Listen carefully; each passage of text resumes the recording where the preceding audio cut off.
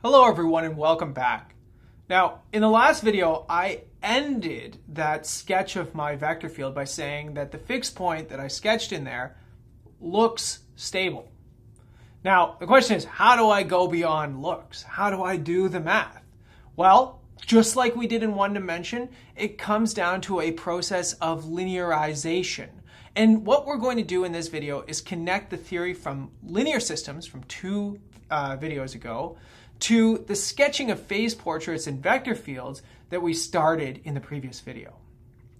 Okay, so by the end of this video, you should be able to go back to that system from the previous video and analyze the stability. Check that it's a saddle point as I conjectured at the end.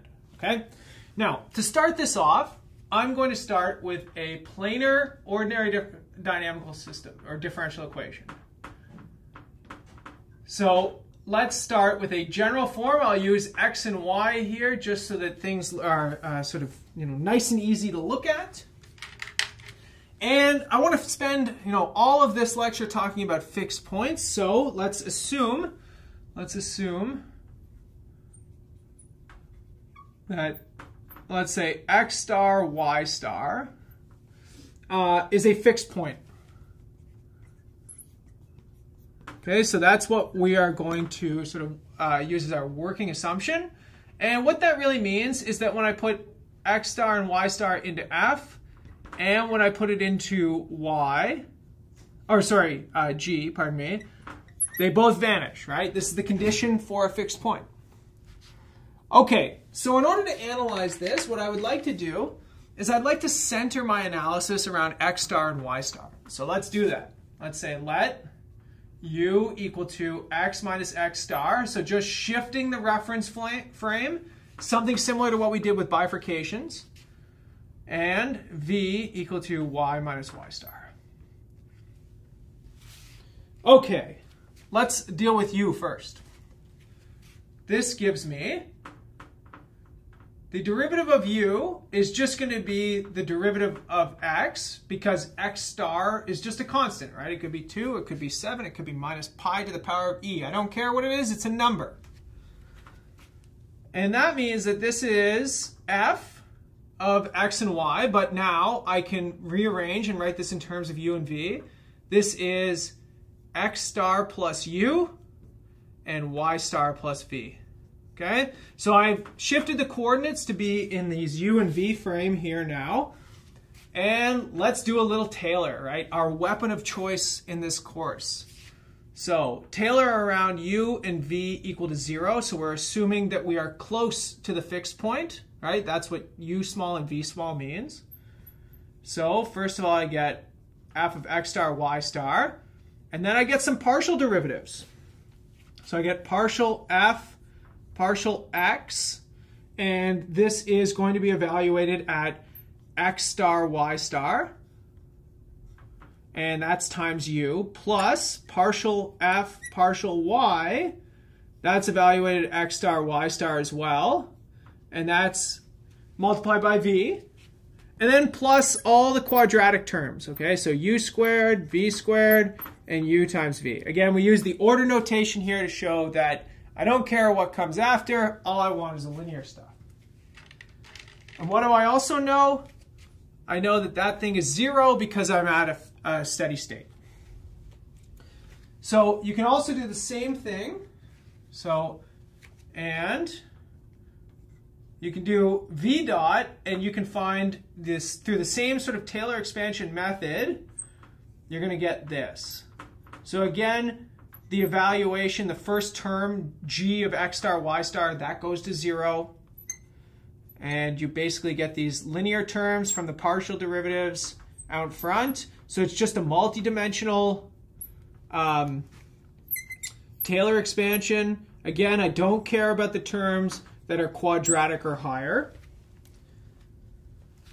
And this kind of looks like the linear system that I was introduced to two videos ago, right? A, B, C, D.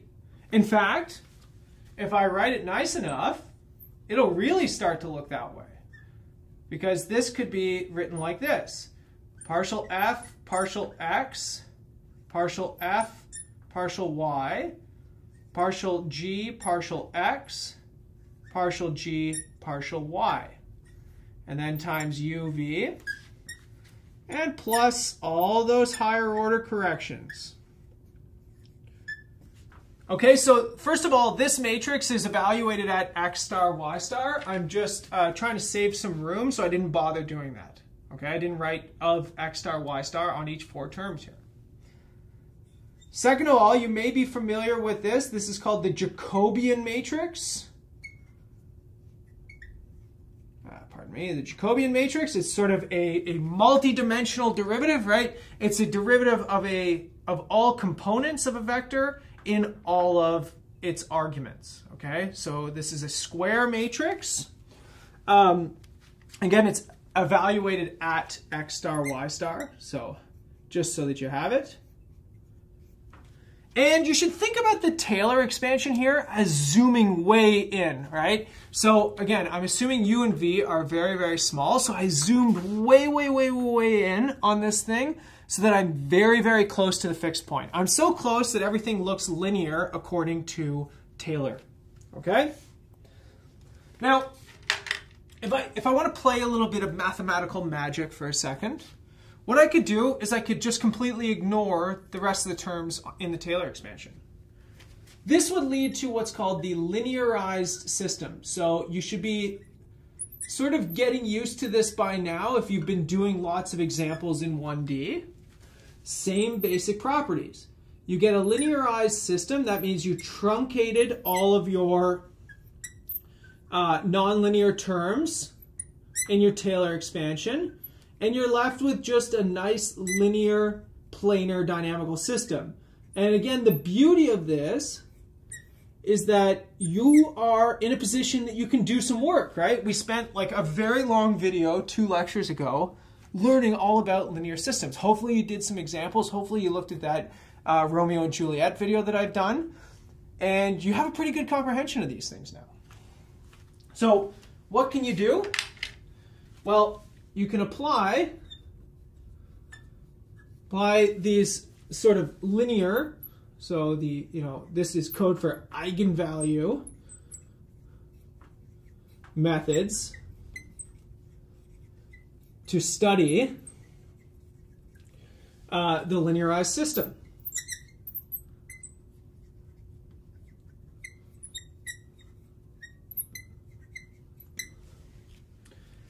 So, okay, you could, but would it be worth it? Would you gain anything by it? Well, it turns out that in many cases the answer to that is yes. So, let me point out. So, if the real part of your eigenvalues, I'm going to say lambda, of your Jacobian matrix, again, I've got a linearized system, I got a matrix, I just got to extract some eigenvalues and eigenvectors, and I got everything I need. If both of those have non-zero real part, so for both eigs,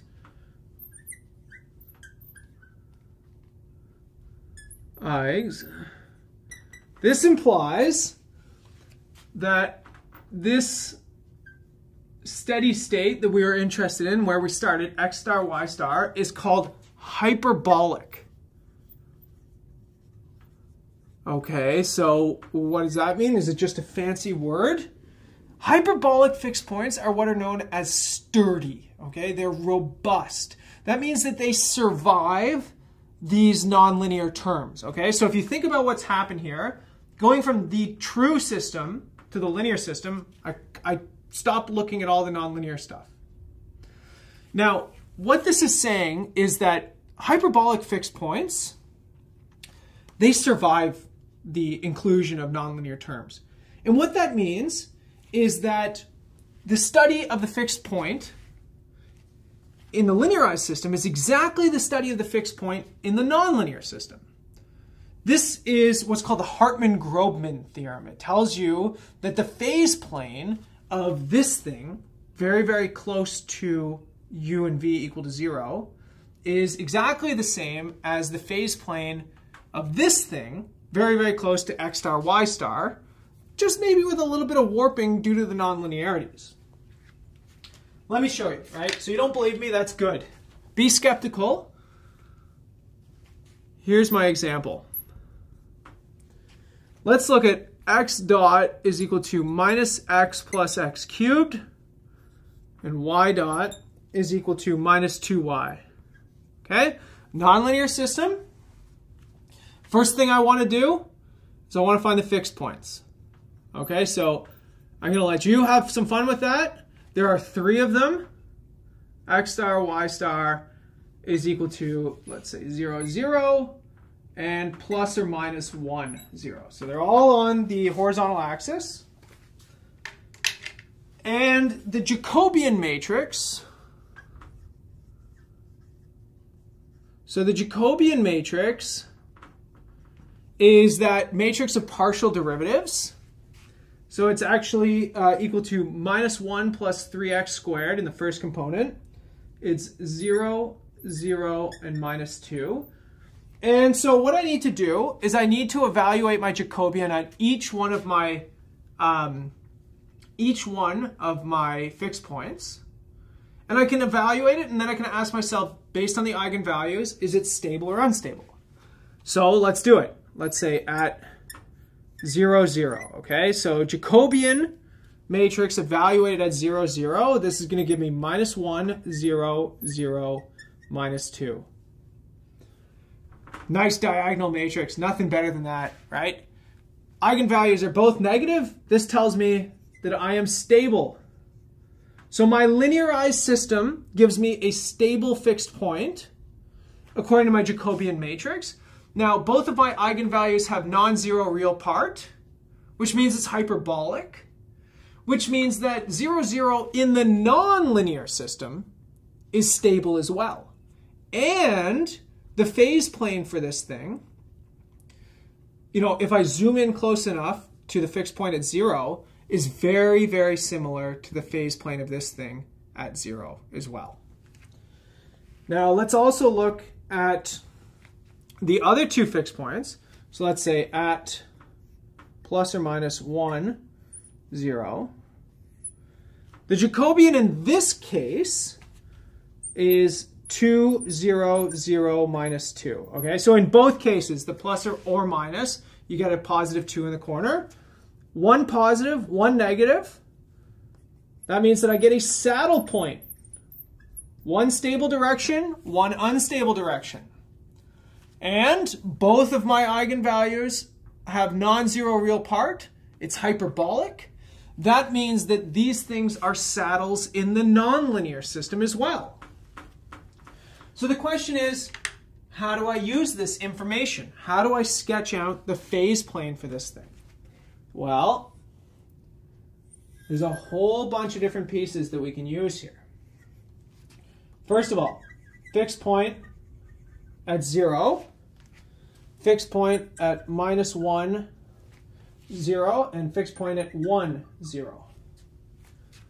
Okay, so then I know that this thing is stable. I know that these 2 are saddles. Now, I also can do all of that analysis from the previous page, or from the previous video lecture, right?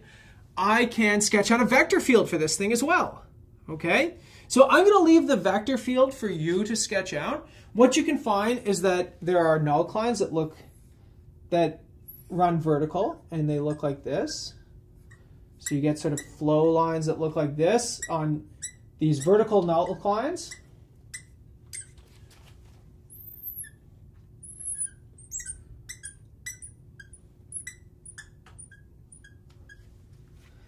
And similarly, there is a horizontal nullline here, wherein we have sort of movement that looks like this.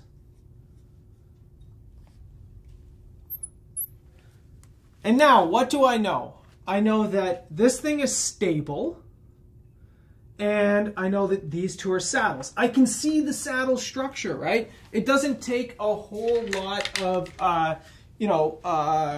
understanding of the system to see that you basically get trajectories that go like this.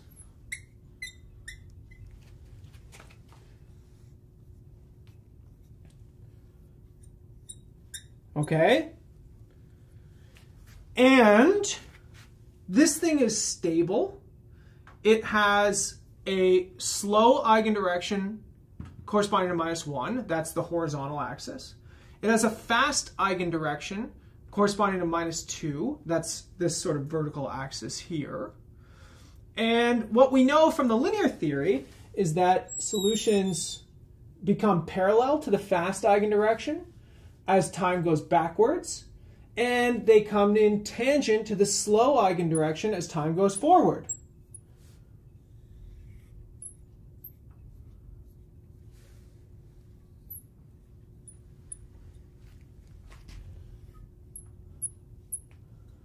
Okay, so the intermediate step here was to draw the vector field. I didn't do that, right? You should do that whenever you tackle problems like this on your own. But what I really want you to notice is that, from Taylor tells me that if I zoom in on this fixed point right here at 0, everything looks like the linear theory predicts it looks like, right? It might be a little bit warped because it's a nonlinear system, but compare that to what we saw for a stable fixed point with 2 negative real eigenvalues in two lectures ago for the linear system. Same thing, look at the saddles right here, right? You can see that splitting. You have one direction coming in, one direction going out. Coming in, going out, and then you have this sort of bending going around here. This is what the Hartman-Grobman theorem tells us. It tells us that as long as you have a hyperbolic fixed point, analyzing the linearized system is the same as analyzing the nonlinear system as long as you're close enough to the fixed point. Look at this thing is not global, right? It is local. You have to stay near the fixed points to get the perspective. The further you zoom out, the more perspective you see here. So what this allows us to do is drill down on specific features, the salient features, the fixed points of our nonlinear system. Okay, so hyperbolic fixed points are great, right? We get this sort of structural stability. It tells me that as long as I zoom in close enough on a hyperbolic fixed point, I can use linear theory, eigenvalues, eigenvectors, linear algebra, stuff that is easy to do, at least stuff that should be sort of second nature to us mathematically now. The question is, what about if you don't have a hyperbolic fixed point, right? What if the real part of one of your eigenvalues of your linearized system is 0? Well, here things get very hairy. In this case, actually what you find is that your system is not structurally stable. You're in what's called a marginal case.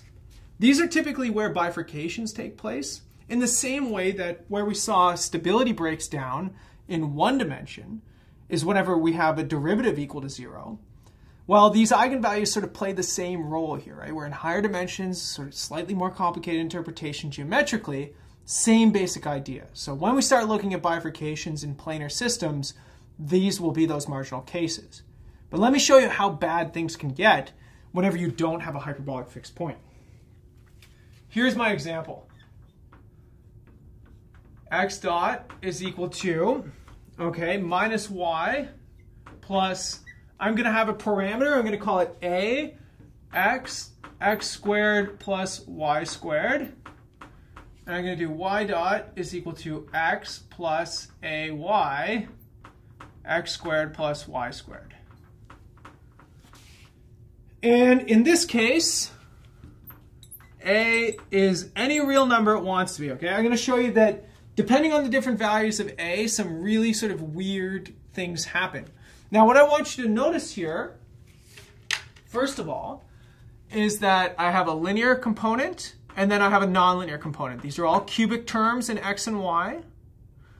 Now, if a is equal to 0, this thing completely vanishes and I just get the linear system. So in some sense, you can think about this as perturbing in the nonlinearity. We can see what happens if a is negative and if a is positive, in the same way that we sort of look at bifurcations in that way. All right, so the first thing that we should do, let's analyze fixed points. Well, there's only one of them, and that's when you're at the origin. Okay? So if you're at the origin, then you get a linearization. So if you take your Jacobian matrix and you plug in 0, 0 in this case, here's what your linearization looks like. 0, minus 1, 1, 0. Okay, nothing fancy. But this thing has eigenvalues. So eigs equal to plus or minus I. They're purely imaginary. They're right, they're complex conjugates on the imaginary axis. They have real part equal to 0. So therefore, 0, 0 is non-hyperbolic.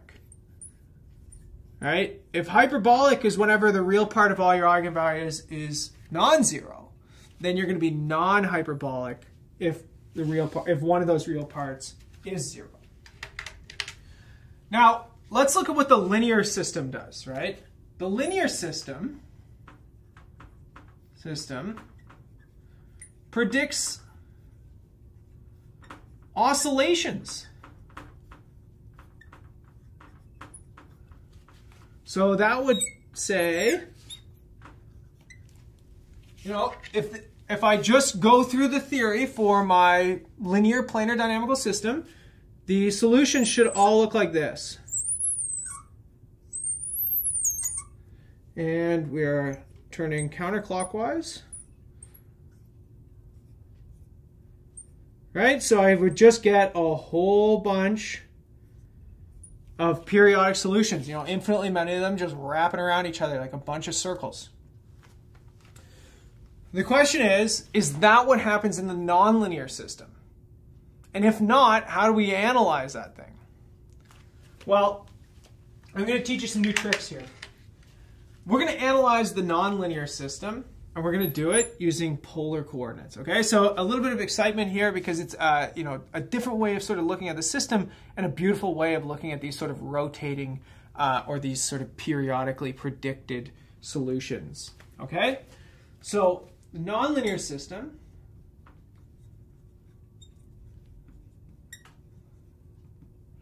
we're going to move to polar coordinates. So hopefully you remember polar coordinates from calculus. Polar coordinates are represented by a distance from the origin and an angle that you are at. This is different than your usual sort of rectangular grid Cartesian coordinates. And the way that you do this is by setting x equal to a radius times cos of your angle and y equal to the radius times sine of your angle. Now, what you can see here is that x squared plus y squared is equal to 1. So you could take a derivative of this thing using the chain rule. You get x times x dot plus y times y dot. Sorry, not equal to 1, equal to r squared, pardon me. This is equal to r times r dot. And I know what x dot is. It's right here. I know what y dot is. It's right here. In fact, I'm going to let you verify some details for me here, but once you sort of simplify this out, you get a times x squared plus y squared all squared, which this is r squared. R squared all squared, pardon me. So this gives me r times r dot is equal to a r to the 4, which gives me r dot is equal to a r cubed. I've got a differential equation for my r component. Okay? So again, polar coordinates take Cartesian x, y's into polar variables, r thetas. I need to know how the r term evolves in time. Well, I did it by using the Pythagorean identity, okay? So hopefully you can reproduce this yourself. It's a complicated little line of reasoning. But there's also another piece here. You can also show. So I want you to try and work this out yourself.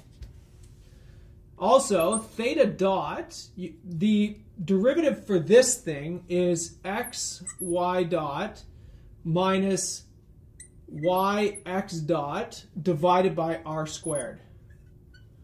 Okay, you can try and figure out how I got that. I'm going to give you a hint. It uses tangent. It uses arctangent in particular, okay? Maybe try and divide these things, isolate for theta, do the same trick, take some derivatives. But in our case, when you start plugging stuff in, you find that theta dots equal to 1. Now look at how cool this is, okay? So I've got a polar system. So let's say polar system, which is r dot is equal to ar cubed and theta dot is equal to 1. I've got a flow on the circle. I've got a uniform oscillator, actually, right? We've learned this already. And I've got a flow on the line. So I took a two-dimensional dynamical system in x and y and turned it into a one-dimensional dynamical system and another one-dimensional dynamical system on the circle. Very sort of cool, right? Everything is sort of starting to come back together. So the question is, what happens? Well, this is a uniform oscillator.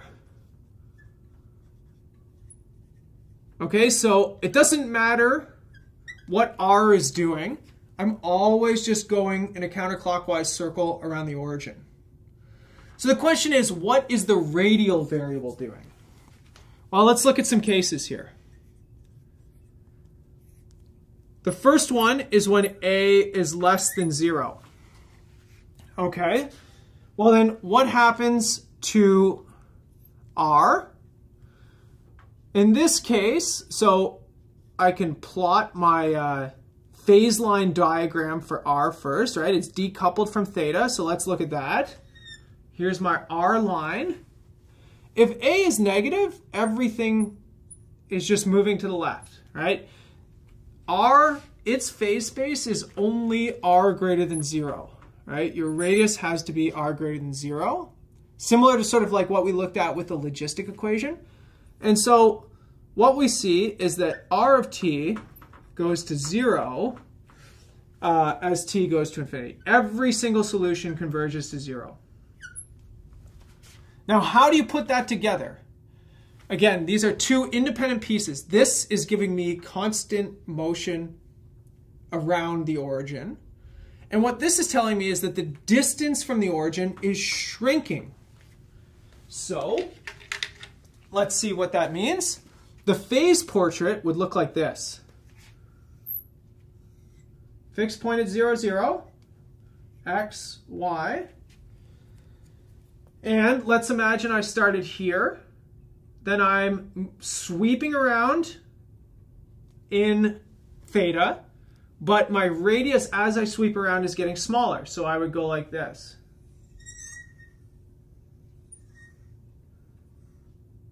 Until I converge into 0.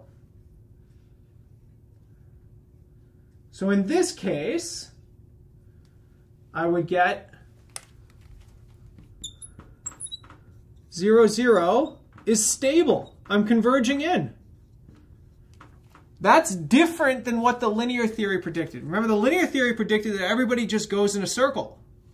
But here, when a is less than 0, everybody converges in. Okay, well, what about when a is bigger than 0? Same thing. If I draw the phase line diagram for r here, everybody's moving out. R of t goes to infinity as t goes to infinity. It just blows up, right? Actually, t doesn't even have to go to infinity. In this case, it's a finite time blow up, but it doesn't matter, right? You can actually solve the differential equation here. But now my phase plane is very, very different. X, y. And in my case, so if I started, let's say here, I'm still swirling around, theta's swirling me around. But now, every time I swirl around, I move further away from the origin. So, further away, further away, further away. And I just keep getting farther and farther away. right? So I get a uniform oscillator, uniform swirling around from the phase component, but the radius is expanding. And so the last case, of course, is just a equal to 0, but this is just the linear system. So in this case, you just get centers, right? But here now, you get, sorry, if I go back to this for a second, you get that this thing is unstable. So what did we learn? Well, this example shows you why hyperbolicity is critical, right? So in my case, I had a non-hyperbolic fixed point, and the linear theory predicted, you know, these weird little oscillations around this center, sort of my mass spring system. But when I actually solved the dynamical system and sketched out the phase portraits, I saw that that's not at all the case, right? In fact, the nonlinear terms have an outsized effect on what happens here. If this nonlinear control parameter A is negative, I get stability. Whereas if the nonlinear control parameter A is positive, I get instability. So this is why hyperbolicity is critical. Hyperbolicity tells me I can ignore the nonlinear parts. If you have non-hyperbolicity, then you really have to go in and do things case by case. There are all kinds of different possibilities for this. And depending on what exactly the nonlinear terms look like, that will affect what the result here is, right? So if you put some squared on this, for example, things would be wildly different, okay? So you have to be very, very, very careful. Structural stability of the system only comes from a hyperbolic fixed point. Non-hyperbolic fixed points, they don't lend themselves well to this Taylor expansion. You really have to get in case by case, individual basis, and analyze the system. In our case, we had a relatively easy system to analyze as long as we use this clever trick of looking at polar coordinates. But the beauty of looking at polar coordinates is it united these one-dimensional perspectives that we had from the previous sort of portion of this course, right? We saw a flow on the circle, which was a uniform oscillator, and we saw a one-dimensional system that we could sort of easily sketch a phase line diagram in. Then we just put it all together and we can get this nice phase portrait.